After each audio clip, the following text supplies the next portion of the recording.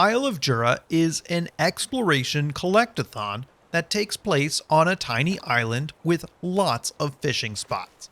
You're at the island so Alex can finish her biology report. You see, she needs a lot of information on all kinds of different species, and what better way to do that than to fish? Jura is filled with all kinds of fish, so it's the perfect place. And your grandfather used to enjoy it, so why the heck not? You arrive on the island with an empty journal and no fishing equipment. You're given a net to catch some shallow water species, stuff like starfish and crabs. When you catch a new fish, an entry is added to your journal about it.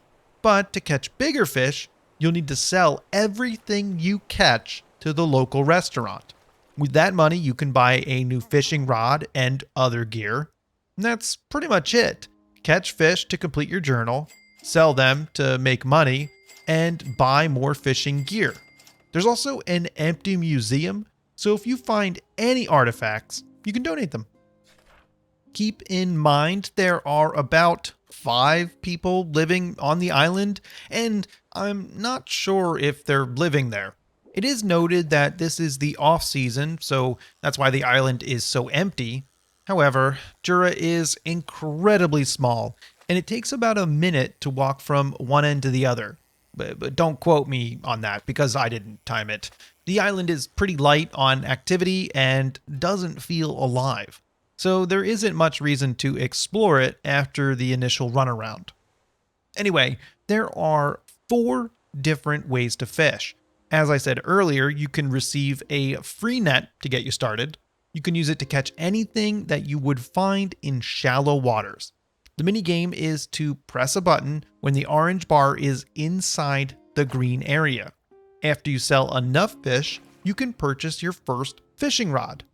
For this one, you'll need to wait for the bobber or floater to go under the water, then you can reel it in.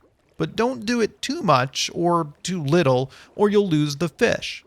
The third way to fish is fly fishing, which you'll need to buy an even more expensive fishing pole for.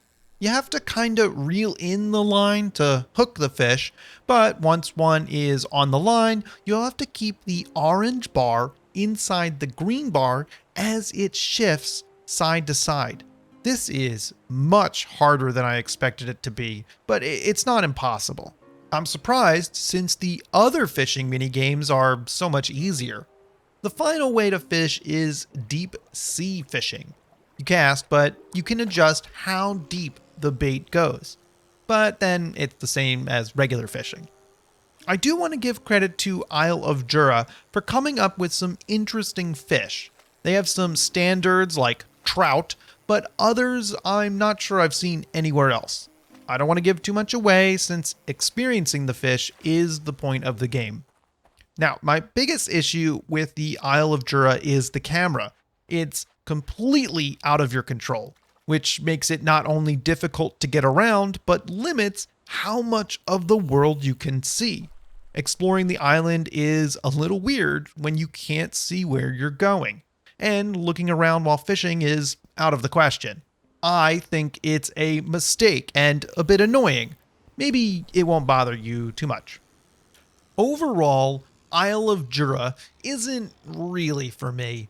The fishing is peaceful and there are some unique species to catch.